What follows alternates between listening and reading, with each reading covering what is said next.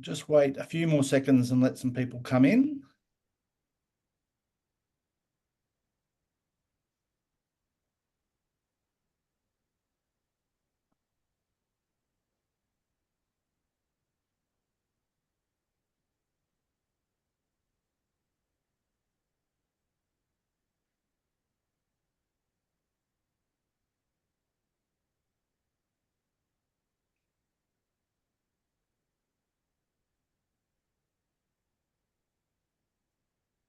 Okay, we might make a start, and I'm hoping some more people will come in over the course of the next few minutes. Good afternoon and welcome, everyone. My name's Angus Barnes, and I'm the Executive Chair of the Wine Communicators of Australia. Welcome to our webinar on communication strategy for adverse weather events. Before we start, I'd like to acknowledge that I'm hosting this webinar from the land of the Gadigal people of the Eora Nation. I acknowledge the traditional custodians of the various lands on which you all work today and the Aboriginal and Torres Strait Islander people participating in this webinar. I pay my respects to elders past and present and celebrate the diversity of Aboriginal peoples and their ongoing cultures and connections to the lands and waters of Australia.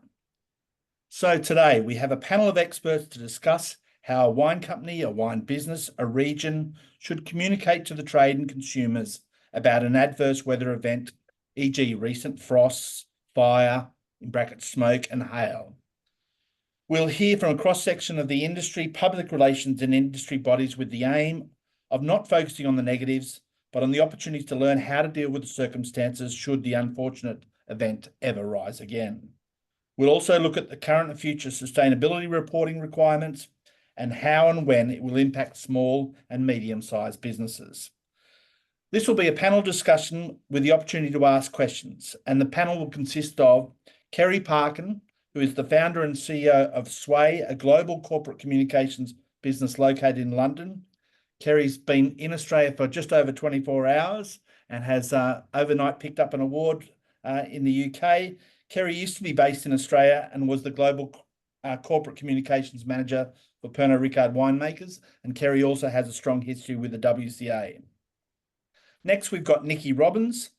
Nicki Robbins has great experience in viticulture and is the Viticultural Development Manager at Barossa, Australia. And thirdly, we've got Ali Lockwood, who is CEO and co-founder of How Sustainability. And Ali also comes to us with a great deal of experience in both the wine and the spirits industry, having had time with Wine Australia and indeed also being very closely linked to the WCA over the years. Welcome to all three of you, and thank you for being here today. Thanks for having us, Angus. Good on you. We've allowed plenty of time for questions that you may have to be answered at the end of the webinar. However, feel free to send them through as they come to mind. You can do this at the bottom of your screen. There's a Q&A box and you can type your question in there and we'll see that. And as per usual, the webinar will be recorded and a link of this recording will be sent to you should you wish to watch the content again at a later stage. Now, in putting this webinar together, we thought about some of the recent and the longer recent activities that probably would warrant a discussion such as this. And again, I've noted down the droughts that happened across most of Australia through 2017 to 2019. The October 21, on the 18th of October, we had some severe hailstorms across the Barossa Valley.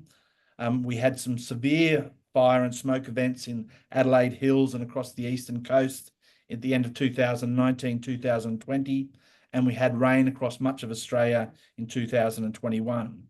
But then more recently, if we look at this year, in September 2024, we've had some frost events across South Australia, particularly Riverland and the Barossa.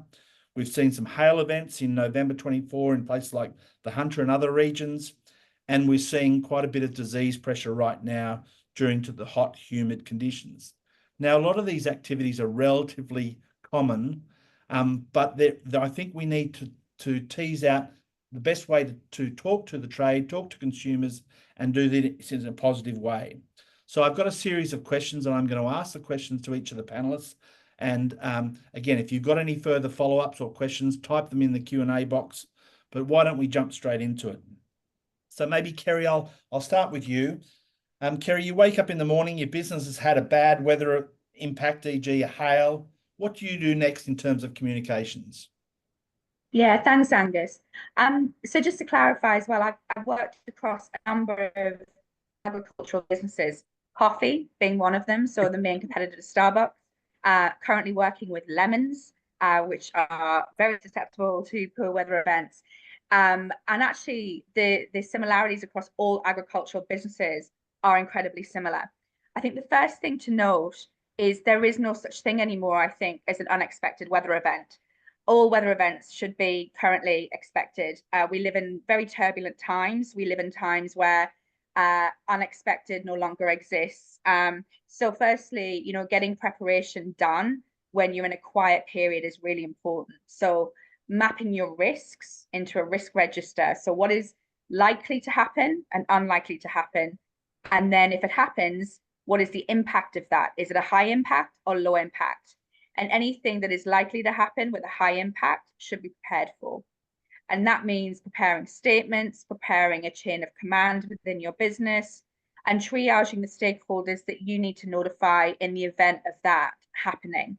So whether that's your colleagues, whether that's your shareholders, whether that's the trade partners or media, because most likelihood is when things happen that are unexpected or expected but high impact, high likelihood, is that people will talk incredibly quickly. And we call this narrative control. So what you don't want to do is have lots of people talking about the situation with varying messages or disaster-like messages. What you want to do is make sure that you're controlling your narrative. You are out there communicating that narrative to the stakeholders you've already pre-identified.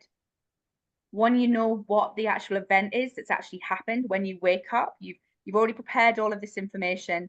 You have your escalation, you have your messaging ready, you know what you're going to say and who you're going to say it to. But when you have your event that morning, the first thing you should be doing is checking, what are my like-minded stakeholders saying? So what is everybody else in the area saying? Secondly, do I need to update my messaging? Do I need to think about some new proof points that needs to be communicated? And then start to communicate. I think there's a real rush to communicate when you're in the moment, making sure you've had that breathing space to check in with your escalation team, check in with all of your colleagues, check in with what the industry's saying, and then begin to refresh, update, and communicate your messaging is really important. And the 4 steps in that communication should be, first of all, reassure, we were expecting this, we had planned for this is not unexpected, we're in control. Secondly, explain what you're going to be doing next. So this is the steps we'll be taking as an industry or a business. The third thing is to make sure you update any changes. So make sure that you are communicating constantly, not just as a one-off. And the one that everybody forgets, but is super important, is recovery. So once you're through the event, how do you recover? How do you actually move forward? How do you regain trust and or make sure that people feel like they are in the know about what's happened in your business? Excellent. You've mentioned a couple of points which I'm going to circle back to, particularly the preparation one and the sort of your business versus the wider community, because I think that they're both really important. And again, I was lucky enough or unfortunate enough in some ways to be the CEO of New South Wales Wine during the smoke events in 2000 and early 2020. And it was really important, particularly to make sure that what you were saying as a business aligned with what your region said, and indeed what the greater community said. Because if you said something like the crop's going to be a write-off this year, and yet someone else felt as though they could make something out of that, that was quite destructive and really important. Anything to add, Nicki or Ali? I could add my experience quickly. I guess we've had a couple of extreme events, which Angus, you pointed out earlier, and the hail in 2021, and we just recently had a frost event, 17th to 21st of September. So what I do, obviously we have key messages prepared in advance, as you said, Kerry. I guess from my point of view, I'm trying to get key messages across to our members, our growers and winemakers, so that in turn that message to the media or to the consumers is controlled. And so my first protocol is to our members. So it's really fast action. It's getting on the phone and the email to the Barossa Viticultural group and finding out what's actually happened in each sub-region. Then we get our crop watch author, teed up to get a crop watch out, communicating with those same people as well to find out what's happened in each sub-region, because obviously events are completely different from east to west and north to south when you're dealing with hail and frost. We've put together our key messages for our committee chairs. We've sort of trained, it's very difficult to train our members to, if you get a call from the media, please defer back to the regional association. And we've teed up people to be able to speak to the media, get that crop watch out as soon as possible. And often with a crop, it's very important to put out two ideas. So do nothing or do something. Do nothing is sometimes a better option. Doing something is sometimes a better option. It's better to wait sometimes, but then again, sometimes it's not. Sometimes mentally it's better to do something for our members. So I guess that's really the first thing we do. And then we get in touch with the AWRI, the Australian Wine Research Institute, see if they've got fact sheets, see if they've got key messages that they put down an event like this, get them to the Barossa if they'll come. When the hail hit, we asked the growers to come up to the Barossa cellar and all get together and share their experience, because we realised that was a main thing to do, was not only communicate what to do, but also come together and share your experiences. And I guess that helps people feel better in terms of calming down that message that may get out to the media or to consumers. So, yeah. Excellent. So and just to build on what Nicki said, sorry, just really quickly, I think there's a real, especially after COVID, when all of us were in that situation together, there's never been a more important time to form allegiances before any event. So everybody knows who everybody is, and then be aligned and have alliances when you're communicating, because the more voices that say the same thing from the same hymn sheet helps you control your narrative. And so Nicki's role in that is super important. Yeah. And what about the timing? So how quickly should you go out? Do you need to wait till you get some facts? Do you need to go out there and be on the front foot? What's your view on that, team? For me or Kerry? No, you go, Nicki, first. Oh, well, I was just going to say we usually wait at least 24 hours before we go out to members, just to, as I say, do all those things before and get all the information. Sometimes the northern people are speaking a different language to the southern people, for example, so just to get a whole regional point of view. So I wouldn't do it in the first few hours, but we'd wait at least a day before we communicated anything. The only thing I'd build on that is, as a business, if you have shareholders, you unfortunately aren't afforded that ability to do that. And so there's often a view of waiting for perfection versus, being on the front foot. And so I think as long as you've checked in with your escalation team, you've checked in with your colleagues, being out there and saying, we know, we're working on it, we'll come back to you, is an absolutely fine statement to make at that early doors, even if that's within the hour of the event happening. I mean, we talk about adverse weather events, but there's adverse, planet events such as earthquakes. I remember in Christchurch when we had the earthquake and Brancott Estate was affected. I don't know if you remember this, Angus, from a structural perspective, it's okay to go out and say, we know, we're working on it, we'll come back to you, and then go into update mode, which, as a business or shareholders, are usually a maximum 3 hour updates, because people have put money into a business. Now, those updates evolve and they get longer and bigger and more technical as they go along. But, that is an okay situation as well. So maybe I'll start with you, Nicki, on this one. But how can wineries, regions or producers leverage social media and digital platforms to communicate sort of those real-time updates about weather events, but also trying not to or managing potential misinformation or confusion? This isn't totally my area, but it's a tricky one. I think don't tell the whole story at the time, as Kerry's saying. You provide those updates and let them get larger and larger. I mean, obviously with a grape crop, the effects of that disaster or that natural event are not going to be known till months down the track. So we always have this holding pattern statement in terms of, well, the frost has just happened, but fines have a secondary bud, so we don't actually know number one, how fruitful that bud is going to be when it comes out a few weeks later. Number two, how well that's going to flower and then set fruit. We won't actually know that until the flowers have dropped off and the fruit has set, which is literally now in December, if you've had a frost in early September. So I guess, yeah, it's not really answering your question. One thing that did happen, which we jumped on, was that one of the local media outlets actually picked up the fact that Barossa had a frost, and they went on out there and they said, buy Barossa wine, buy Riverland wine. It'll help support the wineries, which therefore will support the growers.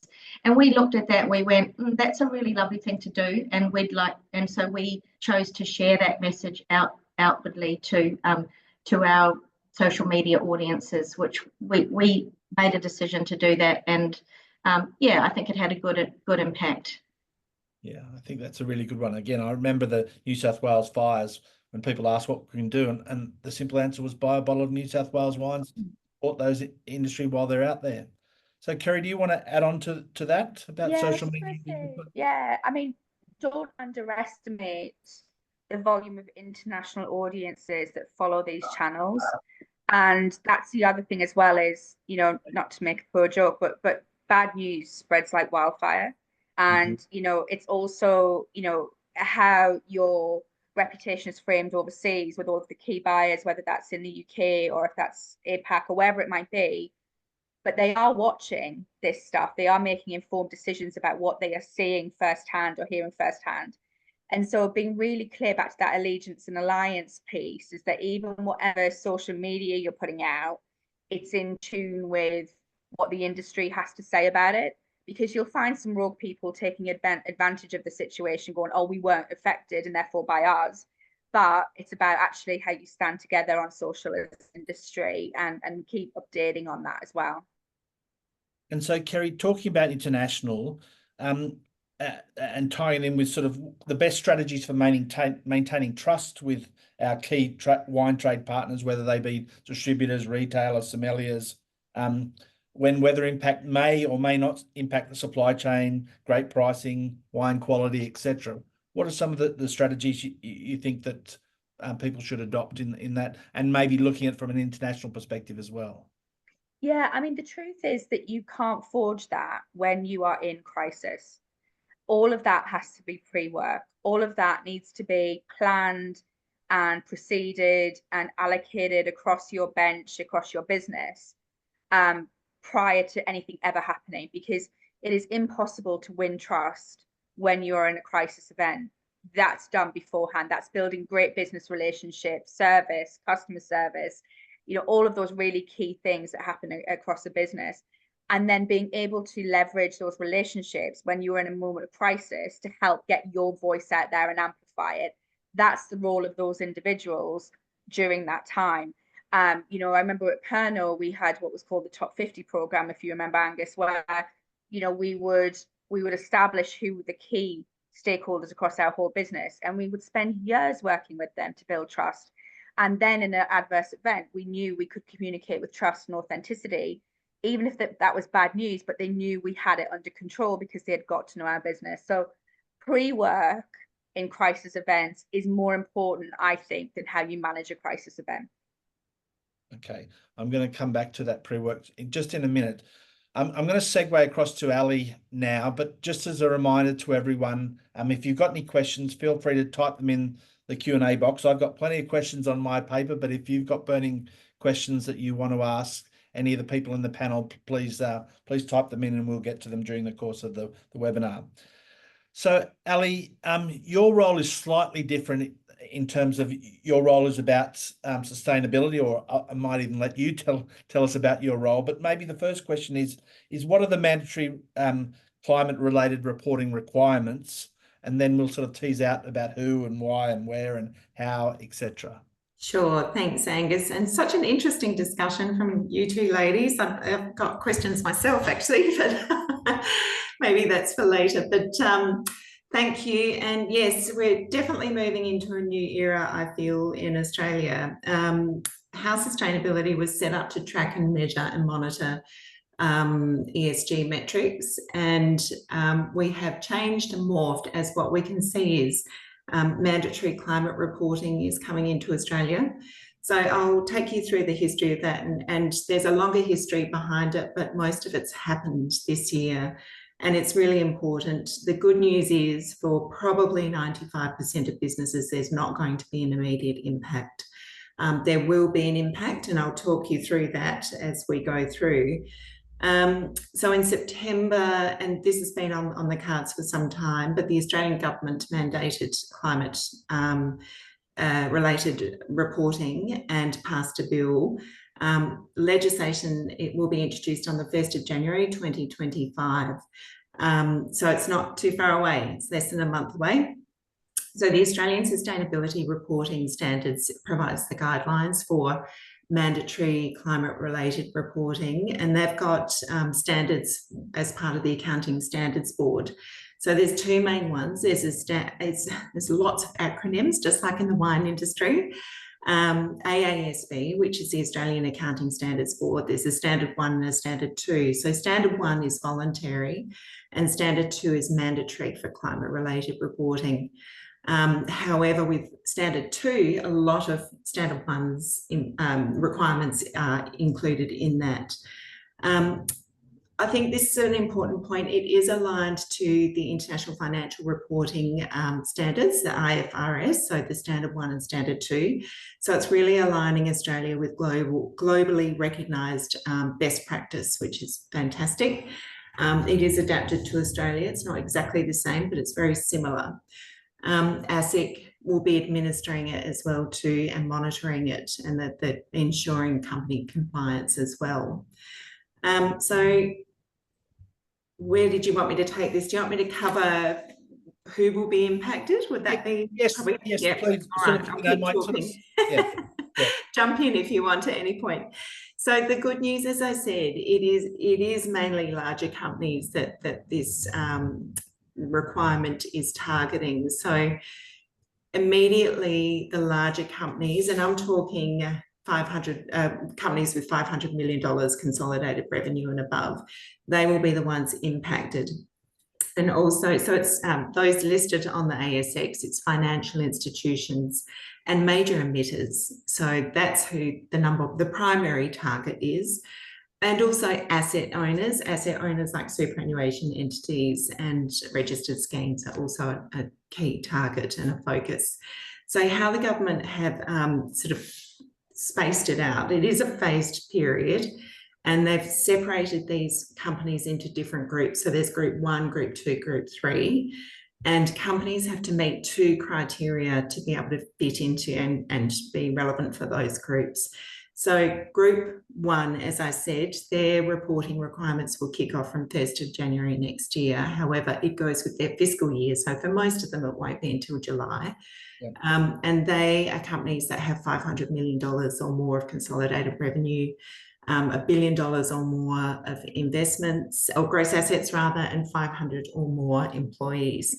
Group 2 is the next level down. So that's companies with $200 million or more consolidated revenue, $500 million or more of assets, and 250 or more employees. And then group 3, and some wineries are likely to fall into this, I'm sure, will have $50 million or more consolidated revenue, $25 million or more assets, and 100 or more employees.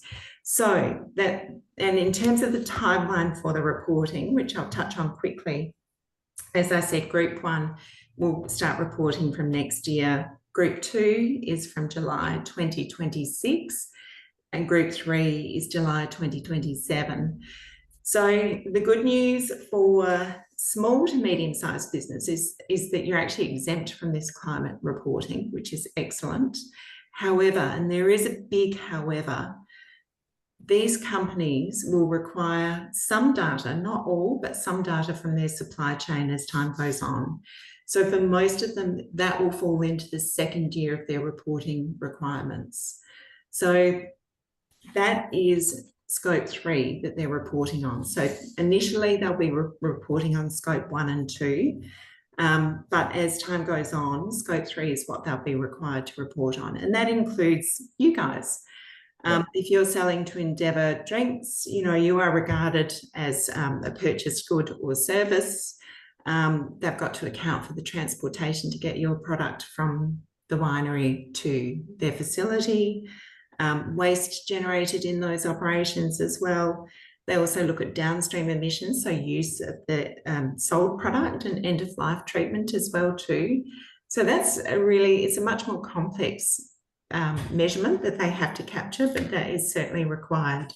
So there definitely is a point in time where all businesses will start to need to track and measure their data, but the good news is it's not for now, so you're okay. For now. Who reads this data? Is this data available to, you know, the big supermarket chains? Is it available to consumers? Who The data of the mandatory reporting, it goes to ASIC, so ASIC manage and monitor it. Yep. And the federal government obviously as well too. I think from a company perspective, what's really important is that it's released to their investor community, and it's also utilised for the market and shareholders, and also for trade. So it really is definitely a market access requirement for many companies as well. So they're using this information to be able to tap into customers, to international markets, etc. as well. So a number of different stakeholders have a specific interest in the data, definitely. And also there's consumer expectation, not just in Australia, but globally, that Australia comes up to speed, I think. And I'd be interested in Kerry's views on this, but you know, Europe, for example, has been quite advanced in this area for a long time. And Australia is still playing catch up, and we're just kind of, you know, getting there. But it's been a much slower journey for us. So I think given we're such an isolated country, given we export a lot of our wines to Europe and to North America, and so we do emit a lot of greenhouse gas emissions, we absolutely need to be tracking and monitoring it and working on solutions on how to mitigate that as a sector. It's really important. Maybe just going across from sustainability into climate change more generally, and sort of the question is, how do you address concerns for consumers and trade partners about potential shifts in wine styles or characteristics due to climate or weather related changes? I might start with you, Nicki, if I may. And I know that the Barossa has a project called Barossa Grounds. Maybe you might want to talk a little bit about that and how that relates. Sure, Angus. I was just going to preface that by saying I really loved Kerry's message about it's not unexpected. And I think a good message to be giving consumers and members when something like this happens is that, you know, wine regions have been through difficult times before. They know what to do. They will get through. They've been growing grapes for 180 years, and they have had frost and hail and heat waves and things before. So I like to put it back on, you know, in terms of that resilience message, and we've got sustainable methods that help us get through these events. But as just pointing towards your question about the Barossa Grounds project, I guess, potential changes in wine style, which is why we created the Barossa Grounds project, because there was this, I guess, idea that Barossa grew a very ripe, oaky, heavy style of Shiraz, and we wanted to get the consumers and consumers away from that idea in their mind. And we knew in our heads that there were sub-regions of the Barossa that were of high elevation, more rainfall, cooler temperatures, and therefore grew different styles of Shiraz, so that anyone coming to the Barossa could, whether they like red fruited, low tannin, sort of oval mouth feel, or whether they liked a big muscular tannic red, they could come here and get what they wanted. They would just need to go to the south for the lighter styles and the north for the heavier styles. So the Barossa Grounds project is all about that. It's about saying, whatever the climate, we've got a style for you. And if you want that big style, then you go low at meters above sea level and less rainfall and warmer temperatures. But if you want that lighter style, you'll go to the Eden Valley or the southern Barossa Valley and have that red fruited sort of softer styles. So that was the idea of the Barossa Grounds project, to communicate the fact that there are different wine styles, and that can happen even if climate change is happening. Another thing that happened, yes, to me a few years, 10 years ago now probably, an MW by the name of Mark Pygott came to me and he said, the climate's changing and what's going to happen to the Barossa because the climate's changing. And I said, well, let's turn that around, Mark. Let's not do a PhD about climate change and the fact that it's going to destroy the wine style. Let's do a PhD about all the things that growers are doing to mitigate climate change and therefore keep that wine style as it is, you know. So things like soil health, which leads to better water infiltration, nutrient infiltration, different pruning methods, catch wires, green grass in the mid-row, mulch under vine, all things that mitigate climate change. Obviously, water is a big one, which is something we can't just dial up, but there are ways to use less water. You've got really healthy soil. So I guess we totally turned Mark's his thesis around for his MW to show that what we were doing in preparation for climate change. And I know our growers are not climate change deniers because they see, you know, that rim on their dam, you know, of where the water was last year. And then the next year, that rim of the water doesn't reach the year before. And so they can see climate change every day. The driest spring in 100 years was just recently. So they're working every day to mitigate that. And that's the type of message we try and get through, as well as the Wildlife for Wine program, creating resilient landscapes in the Barossa, all these sort of resilience, wildlife type messages, which try and demonstrate to the consumer that we're using our natural, you know, environment to try and provide a better product to the consumers. And to back that up, we have on our website videos and podcasts that I've created to sort of, I guess, give integrity to that message, to show people on the ground doing those sustainability methods and the best practice in the vineyard. So we have a video series called Environmental Champions of Barossa, and a podcast which is on Spotify called Wildlife for Wine, which talks about the birds and the insects and the soil health and all that stuff. So try and turn that message around in terms of climate change, because it's not all doom and gloom. There are things that can be done. No, I agree. love that, Nicki. And I think most people think when they're in an event or a crisis, they have to be defensive. And actually, the most successful strategies is being glass half full, literally. What is the positive narrative we can tell about this story that makes people think that we're on top of our mess, we are on top of our business? And, you know, the British wine industry has kicked off in terms of how it's being perceived, and that, you know, they're capitalizing on this trend, as is the Finger Lakes in the US. But equally, you know, the one thing Australians are known for as a value is resilience. And, you know, how that comes through in your messaging and the fact that you're preparing and you're on top of it and you're thinking ahead, I think is really valuable as a message for everyone to communicate. The other thing I often think too is one of Australia's greatest selling points is our adaptability and it kind of ties into that resilience message as well too. You know, we're not restricted by an appellation at all. We don't have to plant a particular variety in a particular region. So, you know, varieties can change, regions can be discovered and change as well.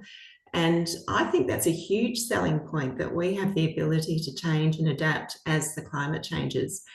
And then you look at what Wine Australia through their R&D team and also AWI do to support that transition into new varieties and new regions and new ways to do things and sustainability improvements in the vineyard. And it's such a well-supported industry that gets it and really is encouraging that transition to continue to grow better. It just might be a different variety or a different place. So it's a positive, I think.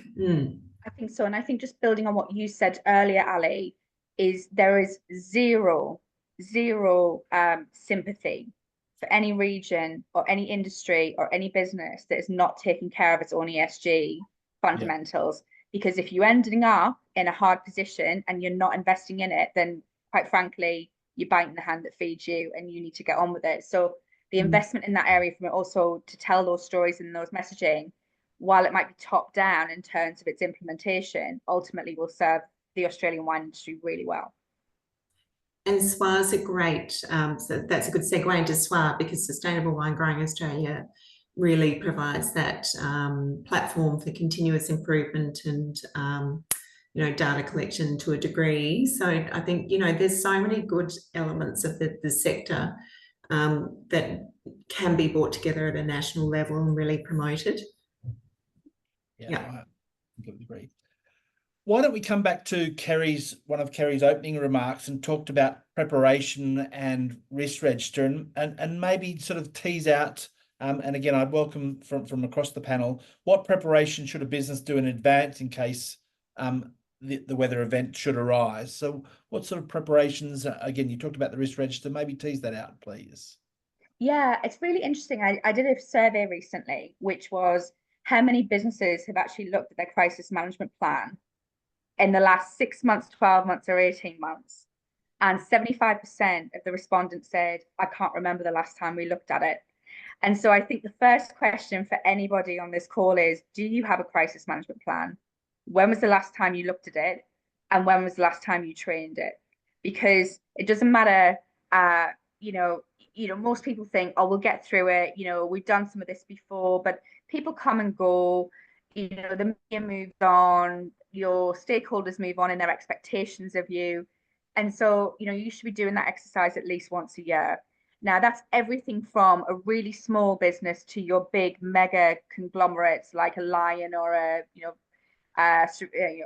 Penfolds or whatever. Yeah. Everything in the range in between should be doing that at least once a year. And the steps to doing that is, first of all, a risk register. So as I said, getting your top team and some of your really great colleagues in a room and saying, what is everything that can happen to us from a reputation perspective that we will need to manage? And then not only that, but how likely is it to happen? And what is the impact if it happens? You can then chart that on a lovely little Excel spreadsheet: high likelihood, low likelihood, low impact, high impact. Anything in that top quadrant needs action and preparation.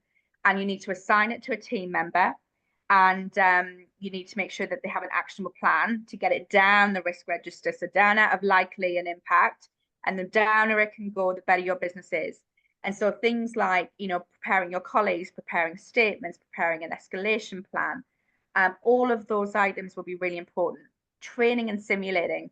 And everybody hates this, right? They don't want to get in a room. They don't want to give up an afternoon. They think it's a waste of time when they have burning platforms and customers to serve. But when you're in the moment, if you haven't looked at the plan and you haven't trained it and nobody knows their role, that's when chaos starts to happen. And that's when your business can be in real trouble. As I mentioned, the other two things: one, form allegiances and alliances, like people like Nicki, Wine Australia, some of the big customers. Make sure that you are in lockstep with them ahead of anything happening. And also make sure that you've media trained anybody who you deem responsible enough to talk in that situation. Sure, Wine Communicators of Australia have a list of great Australian trainers. If not, I run online sessions, and that's not a plug, but it's literally, you should not be putting anybody in front of a stakeholder that's not trained to manage a message. And that's not just media, that's all sorts of stakeholders. And making sure, and a lot of people forget this, is that your colleagues are your number one communicators. It doesn't matter if they're in the warehouse, it doesn't matter if they're actually out picking or if they're the CEO, but everybody should be saying the same thing about your business together, because that's the only way you get amplification of your message. The last thing I would say is recovery is as important as preparation, and making sure that you have understood what the impact is of your message. Did anyone listen? Did anyone act? Has anything happened that it shouldn't have? And then what are the steps that I have to take in order to recover any ground lost? But yeah, I could spend an age on this. This is my passion, as you well know, Angus. It's one of my favorite topics. And as I said, cocoa, Mondelez had the same problem. Coffee beans, lemons, any agricultural product is in the same camp as you guys. And what you can learn from that industry in preparation is also probably quite enlightening as well. And interesting enough too, Kerry, I think in terms of sustainability reporting, it actually crosses over into that as well. Yeah. So as part of sustainability reporting, both in the non-compulsory and mandatory standards, there's a sustainability risk and opportunity assessment that is required, as well as scenario analysis. So looking at what happens if the temperature increases by 1.5 degrees into 2.5 degrees. And so there's a requirement through that, not that wineries are required to do that if they don't have to report. But, you know, there's an argument to say if you're doing your crisis management plan, you know, you could build a climate risk and resilience plan as part of that, and that could help your business to navigate climate, and it helps provide your customers with the information that they need to be able to report on across their supply chain, so they can demonstrate that their suppliers are proactively managing climate for their business, which is really important. If you're doing sustainable wine growing Australia, you don't need a climate resilience plan because all the chapters in that are based on climate resilience. So soil health, water management, waste management, all those things are in there. So yeah, it's a great program to build all that planning into. Yep, for sure. Okay. If we come back to communications, and again, we sort of mentioned this before, how do we address the concerns of an interests of one business versus those of the broader region or the community? And again, I'm happy for anyone to take it, but either Nicki or Kerry probably as a start. I was going to pose a question because I was just talking to one of our winemakers this morning, and he's at the cricket and he's telling me that things are really negative out there, and why don't we do a good news story about the fact that the vines have come back after the frost, because they have. And you know, it's a good story and he said it's just so doomy and gloomy here in Adelaide, let's give them a good news story, why don't you put something out? And my first reaction was, but what about the other regions that aren't doing so well, you know? And I wanted to pose the question, just because we've got good news in our region, should we not say that because we're worried about upsetting the other regions who have got, you know, powdery mildew and downy mildew because they got so much rain? So yeah, I just think that yeah, your question is a little bit around that question in terms of how do we think of other people when we've got our messaging out there. And I'd be really interested in Kerry's opinion on that, but I don't know if there's an answer. Oh, so I think I mean my advice and my counsel would be, I think, three things really. The first is that the media and trade love negative stories, right? And to the point where they are paid, you know, you have people writing headlines for clickbait and they are paid for every click they get. That's how it works. The journalist does no longer write headlines. There's the people who are, you know, the bigger the disaster, the better for them, because they get more clicks and hits and they get paid more money.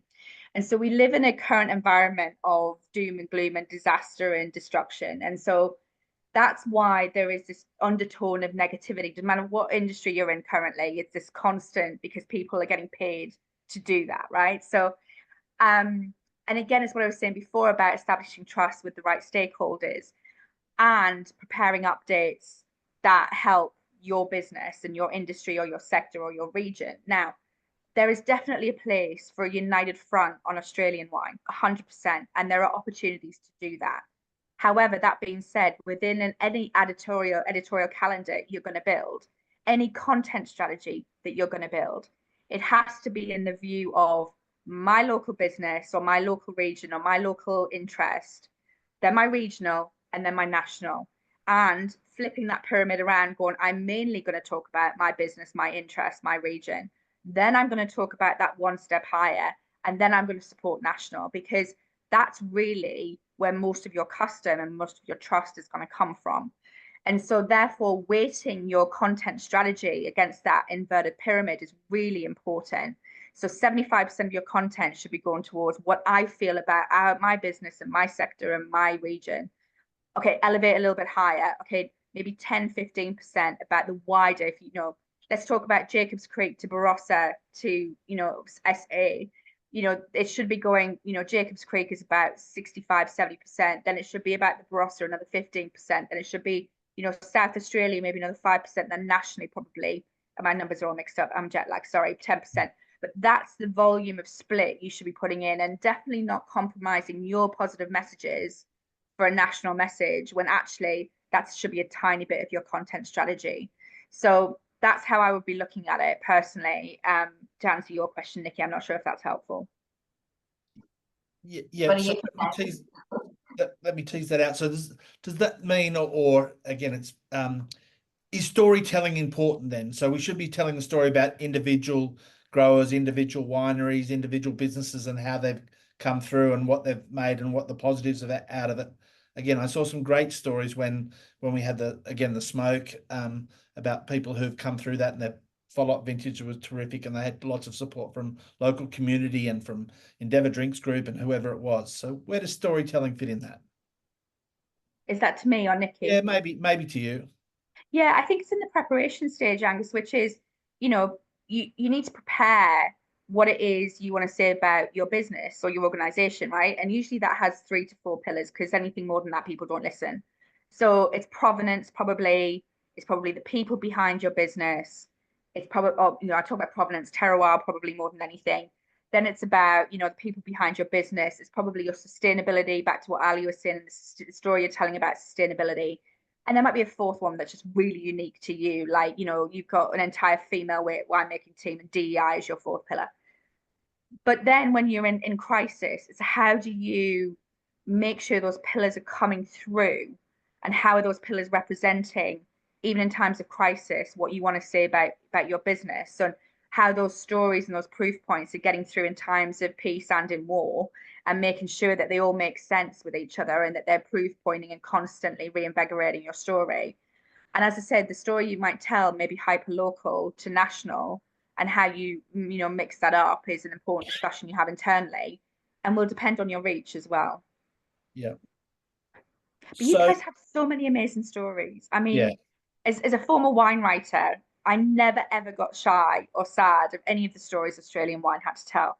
And so I think you'd be amazed what you can find in the amazing list of places. One thing that I think is worth touching on quickly is the danger of greenwashing, which can occur, and the ACCC is certainly cracking down on it quite a lot in Australia, and starting to fine companies a lot of money if they are misrepresenting their product or their practices.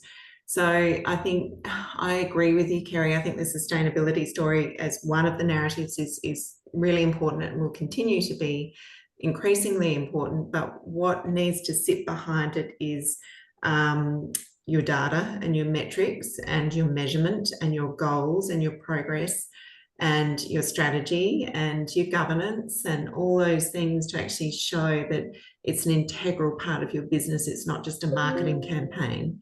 So it's a really important message that it's going. I suspect more and more companies will be targeted over time through greenwashing. So it's just important to be aware and put in place things so you don't fall into that trap. And the only thing that frustrates me on that, Lee, which is, I'm going to get on my soapbox in a sec, is that all the small businesses, right, who are super small and they're doing the right thing, they are worried to communicate, because they can't afford the ACCC coming after them. And that is a really sad endeavor for those guys, because they're doing the right thing, but they're scared of communicating based on what might happen if they're not deemed to have fallen on the right side of communication. And I think, just a suggestion, that might be a really helpful topic for this community to understand further where the boundaries and the sandbox is, because that, I think, is a really big topic at the moment, and people are getting really shy of communicating those topics as well because of these issues. Mm. So we're getting closer to the end. There aren't a lot of questions answered, which I hope means we're talking about things that people are interested in. I wanted to tease out proactivity versus reactivity in terms of communications with these weather events. So, how can you ensure that the wine trade is well informed and maybe prepared for potential, changes, price increases, supply restrictions, etc., due to weather-related changes? Or, should we be proactive about it? Should we wait for the press or the events to happen? Again, what's your view? And again, I'm probably going to lean towards Kerry. I'm sorry for the rest of the team, but. Yeah, I think Nicki touched on it with the always on social as well. Like, I think ultimately it's about, what's the risk if I don't communicate? So being really risk aware, which is, it's very hard these days, and not that you would want to, back to the ESG piece that Ali mentioned, to sweep things under carpets anymore, because you're not being a responsible business. Yeah. Now, I think unless it is a threat to life, safety, or a threat to business continuity, if it's not a threat to any of those three things, just go. Because if you want to build trust and you want to be authentic and you want to build your reputation, being defensive or hiding is not a great strategy. And so as long as you're not in the camp of we're going to hurt people, our people's livelihoods, we're not going to hurt our people, we're not going to be compromised legally, etc., then in any crisis management, I'm a big fan of being proactive, but being proactive with the right people. And that comes back to the point of winning trust with people before it even matters, so that you can be really confident in who you're telling and why. But that's my point of view. And I know Nicki is talking about online social, which I think is brilliant, because that is where most people look to these days versus a press release. Nicki, I'm not sure if you want to kick in on that. I mean, just to answer your question, Angus, I think, as I said before, we're lucky with grapes because they're quite resilient, vines are, and we really often don't know the full extent of an event when it happens. So it's, Kerry was talking about letting little bits of information out slowly as the days and weeks and months go by. And we might get to a situation where I am today, where the story has actually turned around and it's a positive.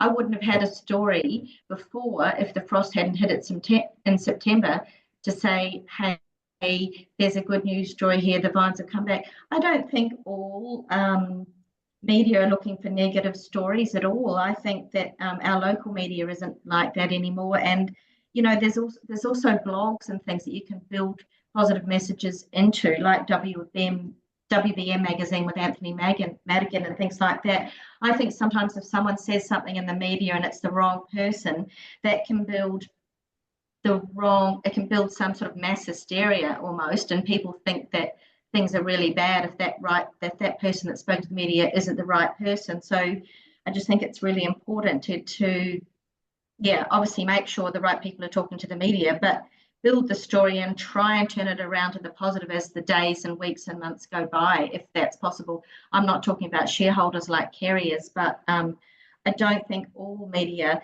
love negative stories. I think that there are some that will jump on good stories, and you can build that and change the thinking of a whole region or the thinking of a whole consumer base by, getting those positive messages across after a bad event. Sorry, just to build on that as well, Nicki, because one thing that did occur to me is if you go reactive, you'll spend 3 times more time trying to handle it than if you were proactive. And then if you are battling fires, smoke, floods, whatever, the last thing you're going to have is time. And so being mindful of your resources during an event like this and what actually makes sense from a resource management perspective is really important. So again, we're getting to the end. Let's talk a little bit about the recovery phase after a weather event. What steps are key to take to reassure consumers and trade partners that the quality of wine remains intact, and how do you manage that, particularly if there might be a vintage variation? Again, are there certain things we should really be looking to say and do? It sounds like Nicki's got an awful lot of experience in this. Oh, well, just from a more regional, local point of view, obviously with wine, again, it's a product that if there is an event and there's less of the product, there'll be less wine on it. So it's a smaller supply isn't always a bad thing, because obviously it is for supplying restaurants and things, but often a smaller vintage means higher quality. There's less fruit to ripen to optimum.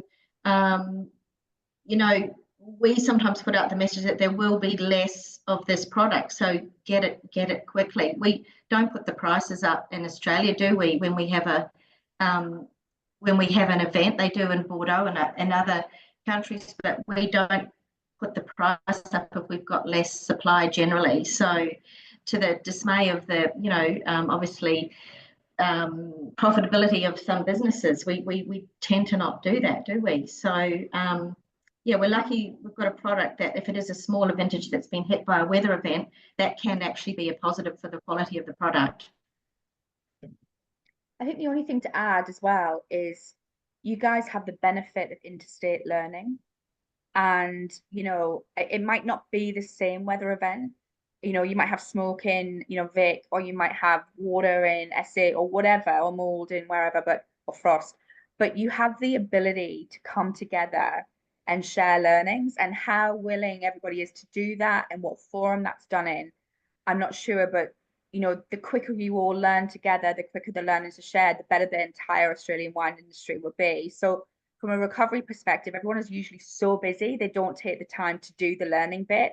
And actually, that's where you get quicker, and that's where you get better, and that's how you get allegiances and alliances happening faster. And it's as important as prep, for sure.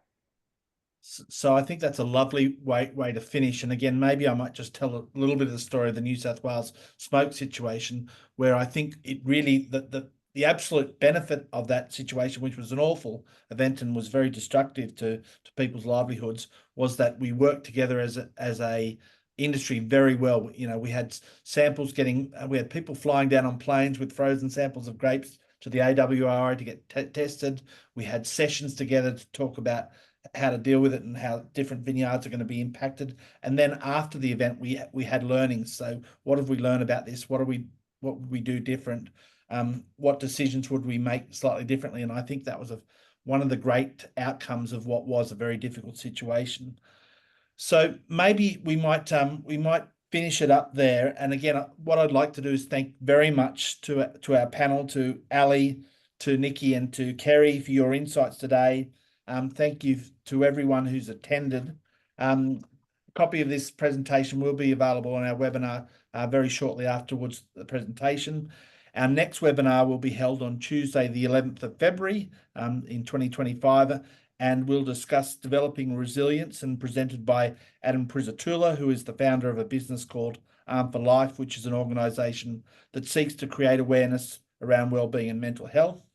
So further details on that will be available on our WCA website very shortly. All recordings, as I said, all recordings from previous webinars will be available on our website. If you've got any ideas or any feedback, please come back to us. And we do have an email, wca@winecommunicators.com.au, but you can see that on our website. Thank you to our panel. I really appreciate your time. I found that fascinating myself. Thank you, everyone who's logged in, and we look forward to seeing you again soon. Thanks all. Thanks, Angus. Thanks.